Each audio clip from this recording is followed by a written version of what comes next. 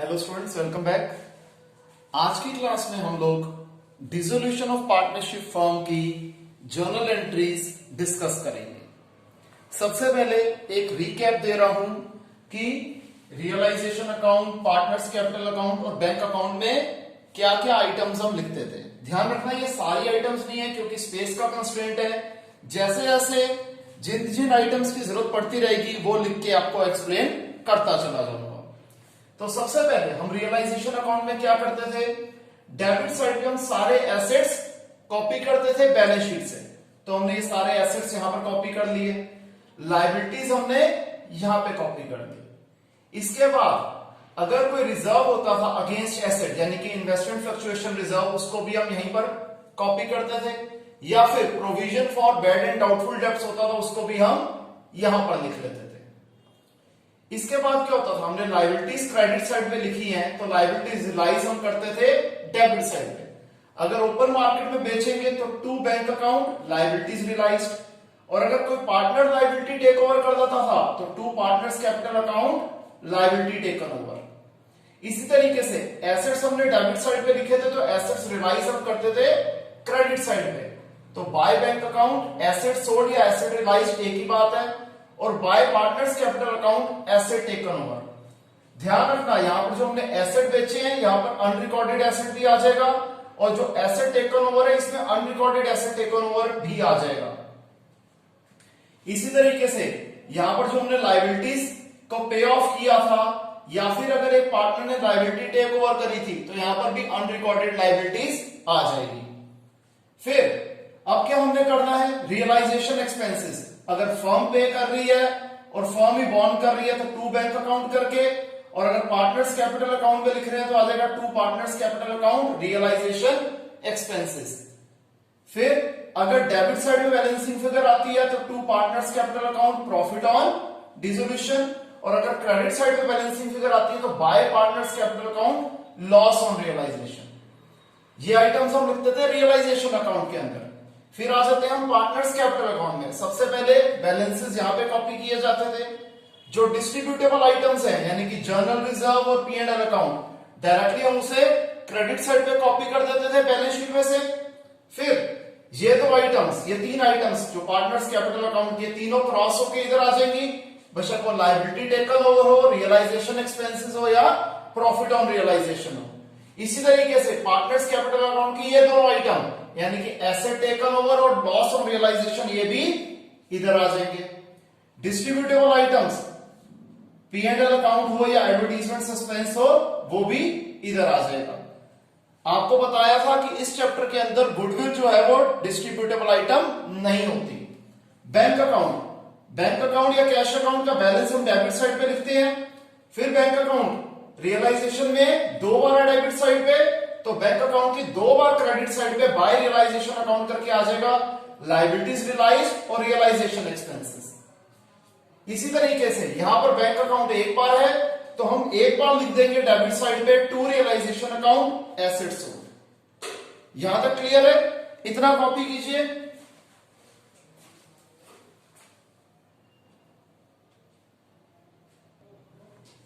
तो सबसे पहले तो स्टूडेंट्स आप यहां तक इसे कॉपी कर दीजिए, और इसके बाद आइए जर्नल एंट्रीज पे नजर डालते हैं। सबसे पहले अगर हमने एसेट्स के अकाउंट्स को क्लोज करना है यानी कि हम एसेट्स जब कॉपी करते हैं यहां लिखते हैं तो जर्नल एंट्री क्या बनेगी, realisation account debited to sundry assets या वेरियस एसेट्स अकाउंट। क्लियर? अगर हमने कोई रिजर्व बनाया अगेंस्ट एसेट, जैसे यहां पर हमने IFR ले लिया था तो एंट्री क्या बन जाएगी, IFR टू रियलाइजेशन। अगर कोई एसेट साइड की डिस्ट्रीब्यूटेबल आइटम है जैसे कि P&L अकाउंट या डेफर्ड रिवेन्यू एक्सपेंडिचर, उसकी जर्नल एंट्री क्या बनती है, आप ये अज्यूम करिए ये बैलेंस शीट है, एसेट साइड पे डिस्ट्रीब्यूटेबल आइटम क्या होगी, P&L अकाउंट या फिर एडवर्टीजमेंट सस्पेंस। तो इसको हम कहां लिखेंगे, पार्टनर्स कैपिटल अकाउंट के डेबिट साइड पे लिखते हैं। अभी आपको बताया था तो जर्नल एंट्री क्या बनेगी, partners capital account debited to P&L account to advertisement suspense. इसी तरीके से अगर कोई लायबिलिटी साइड की डिस्ट्रीब्यूटेबल आइटम है, बेशक वो P&L अकाउंट हो, जर्नल रिजर्व हो, रिजर्व फंड हो, ये कहां पर आता है, पार्टनर्स कैपिटल अकाउंट की क्रेडिट साइड पे, तो जर्नल एंट्री क्या बन जाएगी, general reserve debited, P and L account debited to partners capital account. यहां तक क्लियर है कॉन्सेप्ट? आप ये वाला पार्ट भी यहां तक कॉपी कर लीजिए। ध्यान रखना थोड़ी सी स्पेस छोड़ देना तीनों परफॉर्मे में, ठीक है, ताकि अगर कुछ ऐड करना हो तो आप लोग ऐड कर सकें। प्लस ये 4 एंट्री मैंने आपको समझा दी कैसे बनी है, इसे कॉपी कर लीजिए, फिर हम आगे कंटिन्यू करते हैं।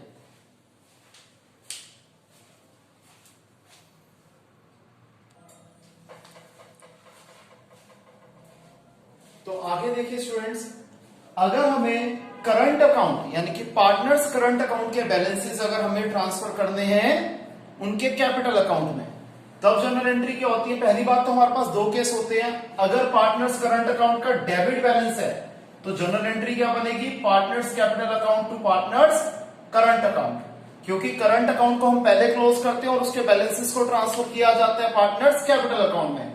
इसी तरीके से अगर क्रेडिट बैलेंस है तो जनरल एंट्री होगी partners current account debited to partners capital account. अब इस दोनों की ट्रीटमेंट हमारे पार्टनर्स कैपिटल अकाउंट में कैसे आ जाएगी, मैं कुछ आइटम्स को इरेज कर रहा हूं ताकि स्पेस बन जाए।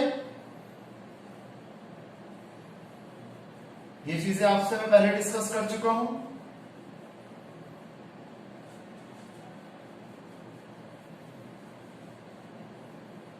तो सबसे पहले इस जर्नल एंट्री की ट्रीटमेंट क्या हो जाएगी, हम यहां लिख देंगे to partners current account. Current account के बैलेंसेस यहां पर आ जाएंगे। एक कब था, अगर पार्टनर के करंट अकाउंट का डेबिट बैलेंस था। अगर क्रेडिट बैलेंस था तब हम क्या लिखेंगे, यहां पर आ जाएगा by partners current account, bye partners current account. Clear है? इसी तरीके से अगर किसी पार्टनर को ऑर्गेनाइजेशन ने, कंपनी ने लोन दिया हुआ था, तो जब कंपनी ने उस पर्टिकुलर पार्टनर की कैपिटल वापस करनी होगी तो उसके लोन को उसी कैपिटल में वो एडजस्ट कर देंगे। तो क्या होता है, कैपिटल रिड्यूस हो जाएगी। तो हम यहां क्या लिख देंगे, टू पार्टनर्स लोन अकाउंट। तो जनरल एंट्री क्या बनेगी, partners capital account debited to partners loan account, क्योंकि इससे हमने जो ऑर्गेनाइजेशन ने जो पार्टनर की कैपिटल देनी है वो कम हो जाएगी, रिड्यूस हो जाएगी।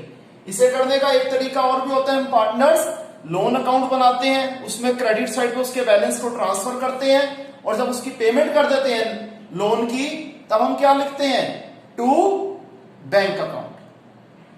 क्लियर है? आगे देखिए, अब यहां पर आगे हम क्या करेंगे, एक आ गया कि लायबिलिटीज के बैलेंस को हम कैसे क्लोज करते हैं। जैसे आपको बताया था, हम यहां पर लिखते हैं तो जनरल एंट्री क्या बनेगी, various liabilities to realisation account. Clear है यहां तक जनरल एंट्रीज? इसे कॉपी कीजिए।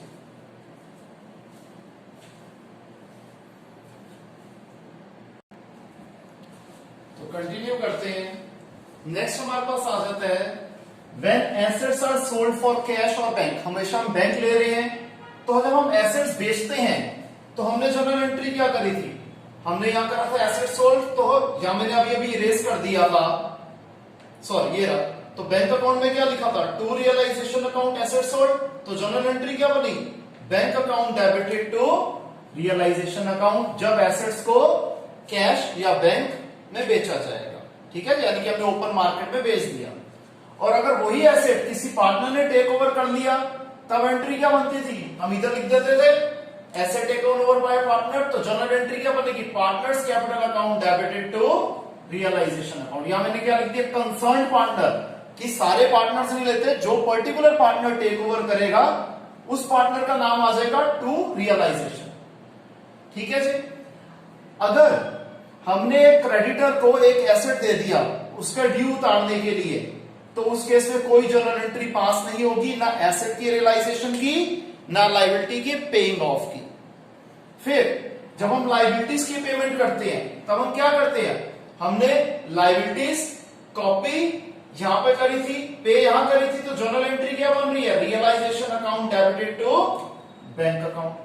इसी तरीके से अगर एक पार्टनर ने एग्री कर दिया कि वो लायबिलिटी को पे बैक कर देगा, तब जनरल एंट्री क्या बनेगी, realisation account debited to partners capital account. Again concern partner capital account इसलिए लिखा गया है क्योंकि एक पर्टिकुलर पार्टनर जैसे केसेस में लायबिलिटी को उतारने के लिए एग्री करता है। क्लियर है? यहां कॉपी कीजिए, यहां तक है।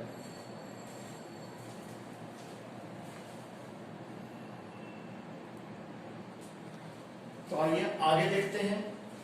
सबसे पहले प्रॉफिट ऑन रियलाइजेशन अकाउंट, जिसे हम ट्रांसफर करते हैं पार्टनर्स कैपिटल अकाउंट में, वो हमने यहां लिखा था। तो जर्नल एंट्री क्या बनेगी? Realisation account debited to partners capital account. इसी तरीके से जो लॉस ऑन रियलाइजेशन था उसकी एंट्री क्या बनेगी? Partners capital account debited to realisation account. अगर मेल है, मेल पार्टनर है, तो जो उसकी वाइफ है, जैसे अगर मिस्टर ए पार्टनर है तो मिसिस ए क्या हो गई? उनकी वाइफ हो गई। स्पाउस लोन हो गया, तो उसकी ट्रीटमेंट क्या होती है? It is treated just like a normal liability. तो क्या करते हैं हम? Realisation account debited to bank account, जैसे हमने कोई नॉर्मल लायबिलिटी को पे करा होता है। अब एक चीज, loan by a partner to a firm. अगर एक पार्टनर ने ऑर्गेनाइजेशन को यानी कि फर्म को लोन दिया हुआ है, तो क्या होगा? वो अपना लोन का पैसा वापस लेगा ऑर्गेनाइजेशन से। तो जनरल एंट्री क्या हो जाएगी? Loan by a partner to bank account. इससे ऑर्गेनाइजेशन का बैंक बैलेंस रिड्यूस हो जाएगा। इसे हम यहां लिखेंगे किस तरीके से? By loan to a partner. Clear? ये हमने अभी पहले भी किया था, loan by firm to a partner, कि अगर एक ऑर्गेनाइजेशन ने पार्टनर को लोन दिया है तब क्या एंट्री होती है? Partners capital account debited to partners loan account. ये आपको अभी पहले भी कराई थी।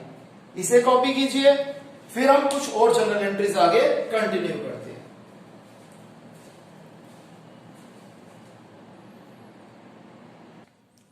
तो आइए आगे कंटिन्यू करते हैं। सबसे पहले फाइनल सेटलमेंट विद पार्टनर्स। आपको पता है दो केस होते हैं। पहला केस होता है कि जब पार्टनर को पैसे लेके आने पड़ते हैं at the time of dissolution, यानी कि उनकी कैपिटल इतनी सफिशिएंट नहीं थी, उनके कैपिटल के लेफ्ट ओवर बैलेंसेस इतने सफिशिएंट नहीं थे कि उनका और कंपनी का अकाउंट सेटल हो जाए। तो जब पार्टनर्स पैसा लेके आते हैं तो एंट्री क्या होती है? Bank account debited to partners capital account. ये एकदम वही एंट्री है जो कि एडमिशन के टाइम पे की जाती है जब एक पार्टनर कैपिटल इंट्रोड्यूस करता है। इसकी ट्रीटमेंट क्या होती है? बैंक अकाउंट में लिख देंगे टू पार्टनर्स कैपिटल अकाउंट। ठीक है जी। फिर अब अगर पार्टनर्स को हम कैश पेमेंट कर रहे हैं, ठीक है जी, यानी कि हमने पूरा डिसोल्यूशन प्रोसेस कंप्लीट कर दिया और अब पार्टनर का कुछ बैलेंस लेफ्ट ओवर बचा हुआ है, तो हम पार्टनर्स की पेमेंट कर देंगे। तो जनरल एंट्री क्या होती है? Partners capital account debited to bank account. तो बैंक अकाउंट में क्या आ जाएगा? By partners capital account. और अगर आप पार्टनर्स कैपिटल अकाउंट से समझें, जब पार्टनर्स पैसा लेके आएंगे तो वो क्रेडिट साइड पे होगा, आपको बताया था जैसे हमने एडमिशन में किया था। और जब पार्टनर की पेमेंट की जाएगी तो it is just like drawings, कि ये पार्टनर्स ने पैसा बिजनेस से विड्रॉ करा है। मैंने ये लिखा हुआ है to bank account balancing figure. जब यहां पर आती है, ये कब होता है? When partners are paid by the firm in final settlement। ठीक है जी। और बाय बैंक अकाउंट, अगर क्रेडिट साइड पे बैलेंसिंग फिगर आई है तो इसका मतलब क्या है? When partners bring in cash oblique bank at the time of final settlement।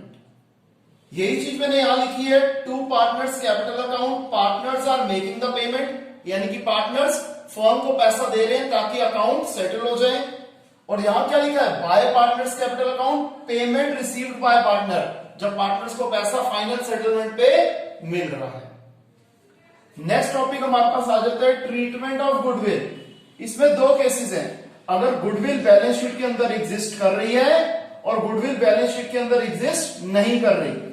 जो चेंज आता है सिर्फ एक ही केस में आता है, बाकी दो केसेस में चेंज नहीं आता। दोनों तरीकों में अगर हम गुडविल के बैलेंस को ट्रांसफर कर रहे हैं रियलाइजेशन अकाउंट में, ऑब्वियसली बात है जब गुडविल बैलेंस शीट के अंदर एग्जिस्ट ही नहीं करती होगी तो वो तो एंट्री होगी नहीं। और अगर बैलेंस शीट में एग्जिस्ट कर रही थी तो इसे नॉर्मल एसेट्स की तरह यहां पर कॉपी कर देंगे। तो जनरल एंट्री क्या बनेगी? Realisation account debited to goodwill account. Clear है? अब जब ये गुडविल को रियलाइज किया जाता है, बेचा जाता है, तो अगेन नॉर्मल एसेट की तरह बेचा जाएगा, तो एंट्री क्या हो जाएगी, बैंक टू रियलाइजेशन, दोनों ही केसेस में। और किसी एसेट टेक ओवर, अगर किसी पार्टनर ने एसेट टेक ओवर कर लिया, किसी पार्टनर ने गुडविल ले ली, तो एंट्री क्या होगी, partners capital account debited to realisation account. Again मैंने कंसर्न पार्टनर लिखा है क्योंकि एक कोई पर्टिकुलर पार्टनर ही होगा जो फर्म की गुडविल लेगा। अब यहां मैंने दो तरीके से इसे प्रेजेंट किया है, if a partner takes over goodwill या फिर partners agree to pay for the goodwill, बात एक ही है। क्लियर है? यहां तक कॉपी कीजिए।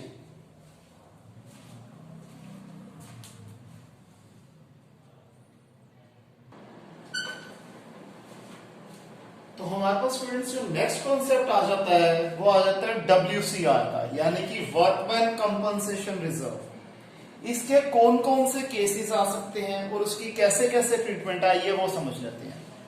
मैंने यहां पर कॉन्सेप्ट भी दे दिया और फिगर्स लिख के कॉन्सेप्ट को थोड़ा क्लियर करने की भी कोशिश करी है। जैसे सबसे पहला है कि liability against workman compensation reserve does not exist. हमने WCR बनाया हुआ था, वर्कमैन कंपनसेशन रिजर्व बनाया हुआ था, लेकिन उसके अगेंस्ट कोई लायबिलिटी एग्जिस्ट नहीं करती थी। मैंने एग्जांपल ले लिया कि WCR मैंने 60,000 का बनाया था और इसके ऊपर कोई क्लेम नहीं है, तो ये सारे का सारा पैसा रिजर्व का यानी कि WCR का बांट दिया जाएगा पार्टनर्स कैपिटल अकाउंट में और उनकी प्रॉफिट शेयरिंग रेशियो में। तो जर्नल एंट्री क्या हो जाएगी, workman compensation reserve account debited to partners capital account. 60,000 rupees को 2 या 3 जितने पार्टनर्स होंगे उन सबके बीच में बांट दिया जाएगा उनकी प्रॉफिट शेयरिंग रेशियो में। इस केस में सिर्फ एक ही जर्नल एंट्री बनती है। Second case, liability of workman compensation is less than the amount of WCR, कि WCR हमारा बड़ा है और जो उसके अगेंस्ट जो क्लेम है वो छोटा है। फॉर एग्जाम्पल WCR है 60,000 का और हमारे ऊपर जो क्लेम आया वो है 35,000 का।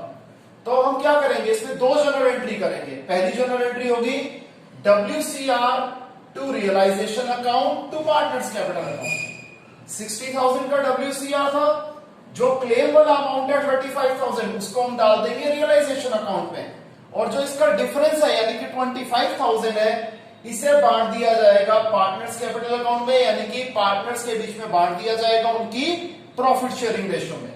और ये जो क्लेम था 35,000 का इसको हम सेटल भी कर देंगे। जर्नल एंट्री क्या बनेगी, realisation account debited to bank account, figure आ जाएगी 35,000, अमाउंट आ जाएगा 35,000। इस केस में दो जर्नल एंट्रीज बनेगी। नेक्स्ट, अगर जो क्लेम है वर्कमैन कंपनसेशन का यानी कि जो लायबिलिटी है वो किसके बराबर है, WCR के अमाउंट के बराबर है। हमारा WCR भी 60,000 का और हमारा क्लेम भी 60,000 का है, तो क्या होगा, WCR का पैसा पूरे का पूरा ट्रांसफर कर दिया जाएगा रियलाइजेशन अकाउंट में, क्योंकि ये पैसा हमने अपने वर्कमैन की लायबिलिटी को पूरा करने के लिए देना है। तो एंट्री बन जाएगी WCR टू रियलाइजेशन अकाउंट 60,000 और ये पूरे का पूरा पैसा फिर हम पे कर देंगे realisation account debited to bank account. In short जितना क्लेम होता है वो तो हमें पेमेंट करनी ही पड़ती है, और जो पेमेंट की एंट्री होती है रियलाइजेशन के कंपनसेशन क्लेम की वो होती है realisation account to bank account, sorry realisation के क्लेम के नहीं, वर्कमैन कंपनसेशन क्लेम की जो सेटलमेंट की जो जर्नल एंट्री होती है, जो उनकी पेमेंट की एंट्री होती है, उनके क्लेम को सेटल किया जाता है उसकी एंट्री होती है realisation account debited to bank account. Fourth case कि हमारा WCR तो कम है लेकिन क्लेम ज्यादा है। मैं मान लेता हूं यहां पर कि हमारा WCR है 60,000 का और हमारा क्लेम है 75,000 का। अब क्या होगा, हम सबसे पहले जो हमारा WCR का पैसा था वो सारे का सारा पैसा हम रियलाइजेशन में ट्रांसफर कर देंगे। WCR debited to realisation 60,000। Actual payment कितने की करनी है, 75,000 की। जर्नल एंट्री हमें पता क्या होती है, realisation account debited to bank account 75,000। Clear. Fifth case ये होता है कि हमने WCR तो बनाया ही नहीं है, यानी कि WCR एग्जिस्ट नहीं करता, लेकिन जो लायबिलिटी है वर्कमैन कंपनसेशन की वो हमारे पास खड़ी होगी आके, यानी कि WCR 0 है और जो क्लेम है वो है 20,000। तो जब WCR हाई नहीं तो उसकी एंट्री तो होगी नहीं, हमने सीधा क्लेम को सेटल करना है। तो एंट्री क्या होती है, realisation account debited to bank account, ये 20,000 रुपए हम उनकी पेमेंट कर देंगे। क्लियर है स्टूडेंट्स? ध्यान रखना, अगर किसी भी स्टूडेंट को कोई भी डाउट हो तो हम लाइव क्लास में उसे जरूर कवर करेंगे, ठीक है? इसे कीजिए, इसके बाद हमारा एक बहुत इंपॉर्टेंट टॉपिक आ जाता है, वो करेंगे। पहले ये कॉपी कीजिए।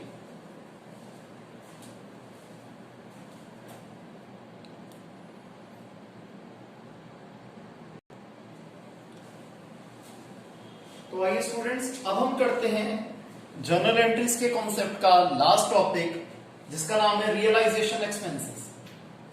इस कॉन्सेप्ट को थोड़ा ध्यान से समझिएगा, क्योंकि बच्चे अक्सर इस कॉन्सेप्ट में कंफ्यूज हो जाते हैं। सबसे पहले,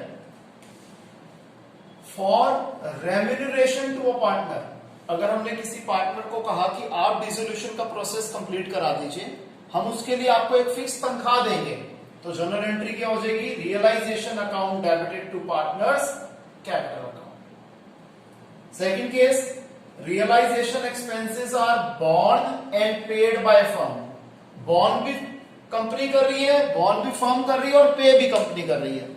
अब यहां पर सबसे पहले बॉर्न और पेड में डिफरेंस क्या है वो पता होना चाहिए। बेटे, बॉर्न होता है वो चीज जो अल्टीमेटली जिसके ऊपर वो खर्चा आता है, और पेमेंट होती है कि किसने वो पेमेंट की। फॉर एग्जाम्पल, एक बच्चा, एक स्टूडेंट मुझे फीस पे करता है, तो ये फीस बॉर्न कौन कर रहा है, ये फीस बियर कौन कर रहा है, ये फीस बियर कर रहे हैं उस बच्चे के पेरेंट्स। लेकिन मुझे पेमेंट कौन दे रहा है, वो कंसर्न्ड बच्चा, वो कंसर्न्ड स्टूडेंट पे कर रहा है। तो फीस वाले एग्जाम्पल को अगर हम देखें तो पेड बाय स्टूडेंट है मेरे लिए और बॉर्न बाय स्टूडेंट्स पेरेंट्स। तो यहां पर रियलाइजेशन एक्सपेंसेस अगर बियर भी फर्म कर रही है और पे भी फर्म कर रही है, तो जर्नल एंट्री बनेगी realisation account debited to bank account. और अगर रियलाइजेशन एक्सपेंसेस बॉर्न कर रही है फर्म लेकिन पे कर रहा है पार्टनर, अगर पे कर रहा है पार्टनर, बॉर्न कर रही है फर्म, तब जनरल एंट्री क्या होगी, realisation account debited to partners capital account. Next case, realisation expenses borne कर रही है कंपनी, लेकिन जो इसकी पेमेंट है उसका कुछ हिस्सा फर्म दे रही है और कुछ हिस्सा पार्टनर दे रहा है। तो एंट्री क्या होगी, realisation account debited to bank account to concern partner capital account. Bank account में वो फिगर आएगी जो फर्म पे कर रही है और कंसर्न कैपिटल अकाउंट में वो फिगर आएगी जो पार्टनर पे कर रहा है। नेक्स्ट केस, रियलाइजेशन एक्सपेंस बॉन्ड और पे दोनों ही पार्टनर कर रहा है। जब ये दोनों काम ही पार्टनर कर रहा है तो कंपनी को उससे कोई लेना देना नहीं है। इस केस में कोई जर्नल एंट्री पास नहीं की जाएगी कंपनी की बुक्स ऑफ अकाउंट्स में। फिर अगर एक पार्टनर ने एग्री करा कि मैं डिसोल्यूशन का प्रोसेस पूरा करा देता हूं, आप मुझे इसके लिए एक फिक्स्ड रेम्यूनरेशन दे दो जिसके अंदर रियलाइजेशन के एक्सपेंसेस भी जोड़ दो, तब एंट्री क्या होगी, realisation account debited to concerned partner capital account. Journal entry आप देख रहे हो, ये वाली और ये वाली दोनों सेम है। इसमें सिर्फ रेम्यूनरेशन का अमाउंट आना था, इसमें रेम्यूनरेशन और रियलाइजेशन एक्सपेंसेस दोनों का अमाउंट आ जाएगा। फिर जब रियलाइजेशन एक्सपेंसेस बॉर्न कर रहा है पार्टनर और पे कर रही है फर्म, बॉर्न कर रहा है पार्टनर, पे कर रही है फर्म, तब जनरल एंट्री होती है concern partner capital account debited to bank account. अब ये तो हो गया, थोड़ा हमने इस तरीके से कर लिया। अगर आप इस कॉन्सेप्ट को नटशेल में समझना चाहते हो तो मैंने एक आसान तरीका बना दिया। जब भी बॉन्ड बाय फर्म आएगा, ध्यान रखना मैं रिपीट करता हूं, जब कभी भी बॉन्ड बाय फर्म लिखा हुआ आएगा तो रियलाइजेशन अकाउंट डेबिट होगा। आप चेक कर लीजिए, बॉन्ड बाय फर्म, देखते हैं जी, बॉन्ड बाय फर्म था तो रियलाइजेशन अकाउंट डेबिट हुआ, बॉन्ड बाय फर्म है, रियलाइजेशन अकाउंट डेबिट हुआ। यहां पर अल्टीमेटली बॉन्ड कंपनी ही कर रही है तो रियलाइजेशन अकाउंट डेबिट हुआ, ठीक है जी। और अगर बॉन्ड कर रहा है पार्टनर तो पार्टनर कैपिटल अकाउंट डेबिट होगा। आई रिपीट, अगर बॉन्ड कर रहा है पार्टनर तो फिर पार्टनर कैपिटल अकाउंट डेबिट होगा। देखते हैं जी, पार्टनर कैपिटल अकाउंट डेबिट कहां पर हो रहा है? यहां पर हो रहा है क्योंकि ये बॉन्ड बाय पार्टनर। जब बॉन्ड और पेड दोनों बाय पार्टनर था उसकी कोई जर्नल एंट्री नहीं होनी थी। डेबिट के दो रूल्स हैं, दोनों समझ में आ गए। अब क्रेडिट पे आ जाओ। अगर पेमेंट कर रही है फर्म, तो बैंक अकाउंट क्रेडिट होगा, यानी कि टू बैंक अकाउंट होगा। देखो जी, पेड बाय फर्म है, बैंक अकाउंट क्रेडिट हो गया। जो पेमेंट बाय फर्म है उसमें बैंक अकाउंट क्रेडिट हो गया। अगेन पेड बाय फर्म है, बैंक अकाउंट क्रेडिट हो गया। और जहां पर पेड बाय पार्टनर है वहां पर पार्टनर कैपिटल अकाउंट क्रेडिट होगा। जहां पेड बाय पार्टनर है वहां पार्टनर कैपिटल अकाउंट क्रेडिट हो गया। पेड बाय पार्टनर है, पार्टनर कैपिटल अकाउंट क्रेडिट हो गया। पेड बाय पार्टनर है तो capital account, partners capital account credit हो गया, क्योंकि यहां पर कंपनी ने उसे पूरा पैसा दे दिया और अल्टीमेटली जब उसे पेमेंट करनी होगी तो वो रियलाइजेशन एक्सपेंसेस अपने पल्ले से पे करेगा, क्योंकि कंपनी ने एक ही बार उसे इस केस में रेम्यूनरेशन भी दे दी थी और रियलाइजेशन एक्सपेंस के पैसे भी दे दिए। क्लियर है?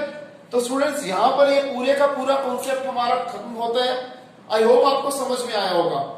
अगर किसी भी स्टूडेंट को फिर भी कोई डाउट है तो हम लाइव क्लास में उसे जरूर कवर करेंगे। इस कंसेप्ट से रिलेटेड जितने भी इलस्ट्रेशंस, जितने भी अनसॉल्व क्वेश्चन है, बैक क्वेश्चंस है, वो सारे आप ट्राई करेंगे और हम उनके डाउट्स लाइव क्लास में लेंगे। तो आज के लिए इतना ही, मिलते हैं नेक्स्ट क्लास में। तब तक के लिए बाय, टेक केयर।